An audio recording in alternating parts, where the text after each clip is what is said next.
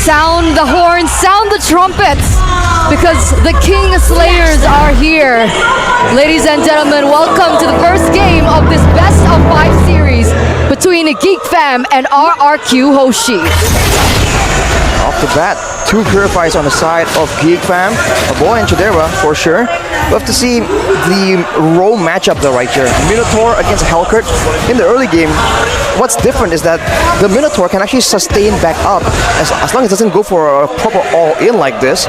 So even if Beloyski can chunk him down, there's a chance that Vin can match his maneuvers in the early game at least to try and make sure that the Hellcurt doesn't really get out of control. Looking at the emblems by GameSmax right here though, for Chidera, Inspire and Bargain Hunter. So he's trying to go all in for the snowball, and Geek Fam make the first move. Stampede, Ray goes in, but Rat is the one who picks it up. A boy gonna be flickered on. Rat picks up first blood, and the Kingdom strikes first. Beloy forced back under his tier 1. That's not the outcome that we were expecting. I mean, with the fact that they had a lot more to say in the early game with that composition. Oh, wait a minute. It might be 2 in the first minute of the game, but Beloyski is still going to be able to get out of that sticky situation. I like this move from RRQ though, setting the tone, knowing that they're up against 2 assassins. They want to tell them, like, we are not trying to back down here. We're going to group together before these big moments and make sure that the assassins do get shut down. Engage. Try to chunk him down. Vin. In the bottom lane though, Luke, we're talking about how he needs that combination. He's on a Barats, not a hero we usually know him for. Do you think it'll work? I feel like if his role is just to be the main front line, you can't really mess it up. But considering how fast RRQ can really move around with their composition, I feel like that Barats becomes a bit of a liability. He's just at risk of always getting caught out, chased down, and the rest of the team can't necessarily back him up. And Geek Fam, they understand that they need to be able to outmaneuver and outrun RRQ, which is why you see the Quantum Charge in the hands of a boy and Rave, and just to get around the map faster. Rat's pulling the turtle over to his side. Luke, flicker, that's his welcome, gonna be able to munch him down. Ray jumps in with the Defiant Blade, picks it up, now another realm comes down as well. That was the blades by Ray.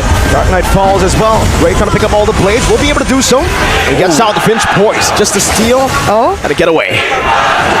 Okay, I thought he was going to go for another trade there onto Clay, but he's still going to be able to get out. Overall, RRQ, oh wait a minute, see? Ooh, that's the burst potential for Geek Fam.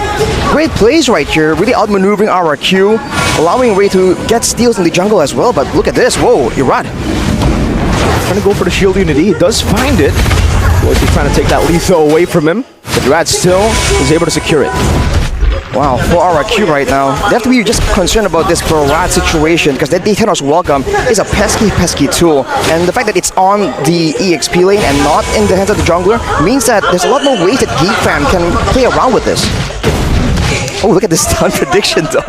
Seems we're in the minority. Eterna 3-1 to Geek Fam. We have the same score. A boy wants to force the issue. Even as Monfor is committed now with a synchro fission as well. Finn jumps over the knockup. Beloyski's still able to run away for it. Consider though, it's still just the roamer. But for RRQ, this also means that this is time where Beloyski is not just diving in, just threatening the backline. And look at this play, immediately cutting off Geek Fam from their turret. Go for it though. Stampede. Over to Vin. Luke has rotated. That's it as welcome. The Minas Fury used up defensively, but he'll be slain before he can even use it all the way. Geek Fam secure 2 kills, equalizing on the board.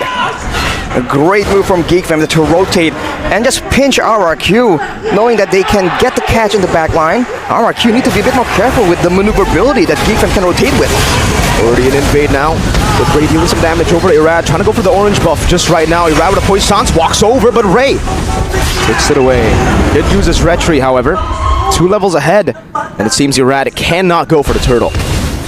So what's the idea now for RRQ? Are they just going to keep on going for these team fights? Are they still going to play into the tempo of Geek? It looks like Vin might be fishing and starting to go for this next neutral objective, but with 2 level difference, can they go for the contest?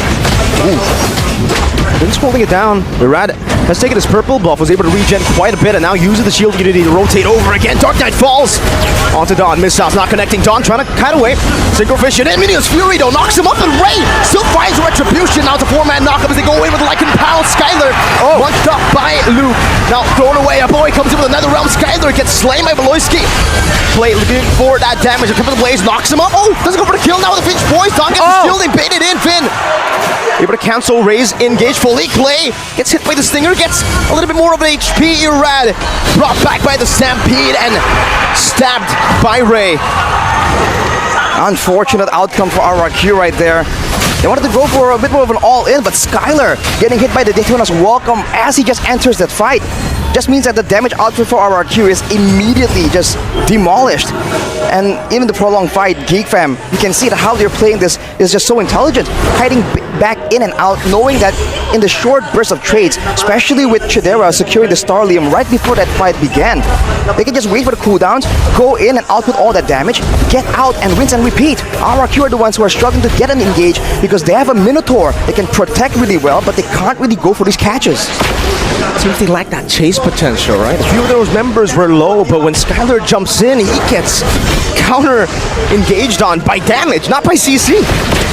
And look at the items as well. Dawn going with the Enchanted Talisman. He actually did the most damage in the previous fight, but look at this. Dawn just disappeared on the Esmeralda. You're supposed to be sustainable in there. He just got melted down. Your Rad's next on the chopping block. A full damage composition is working. Clay forced to use a defensive Tempest of Blades. That's a good Minions Fury, but it's onto another realm as that's like and bounce coming down from Skylar. Picks up a shutdown, but now gets ran down inside of the tier 2. Clay falls as well. Slowly but surely, Geek fam just take all the members down. The Kingslayers mean a business here. They trade 4 for only Beloyski, and look at the instant space that they have achieved. They are knocking on the doorstep of the kingdom right now. Picking up a turret in this mid side will dictate the fact that they have more map pressure to play with on those side lanes and the objectives. It's crazy that if you think RRQ, they have the box here. They want to be rotating around the map just a lot more aggressively. They're just getting fully outmaneuvered by Geek. And again, you can see that they're caught in these fights like 2v5. Geek fam just finding ways to be together and now going for the turtle.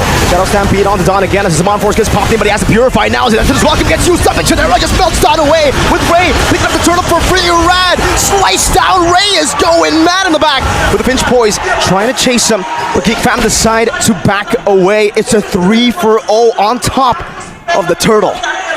It's brutal. It's brutal. Geek, they played that team fight so well, layering all the resources they were able to get, and even Clay wasn't able to utilize the ultimate coming in from Helkert, from the Faramis, to be able to find an edge in that team fight, and that's a 7.6k gold lead now for Geek. Going from bad to worse for RRQ right here. The fact that Dawn, only with the Enchanted Talisman here, is just so squishy when he gets bursted down by everyone all together. So he can't really do the same thing he's been doing since the beginning of this game. He's trying to be like a bit of a different version of a CC. They can do some damage. They can be elusive here, slippery in these fights with the Purify as well. But you can't purify that damage, man, with Chidera picking up the Feather of Heaven as well. He is just nuking down Dawn before he can even react.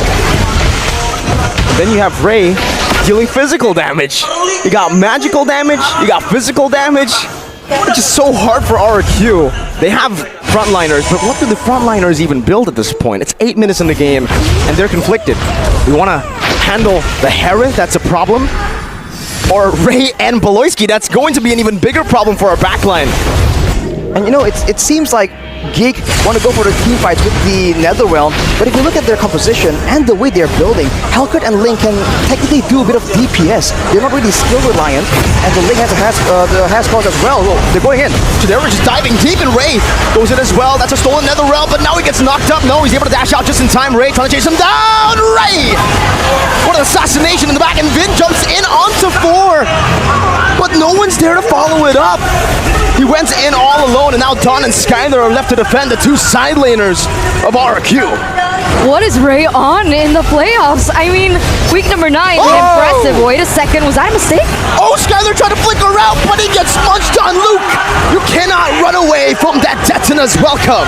This is so unfortunate. Just everything going wrong for our RQ Hoshi right now. And looks like Irad gets pulled back in as well. Oh, look at the damage!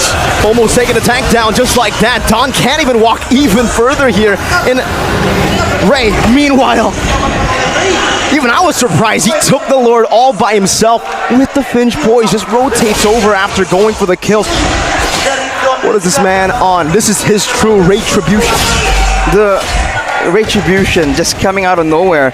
And look at his build, like I was saying, he has the Has Claws, the Berserker's Fury, now the Sea Halberd as well.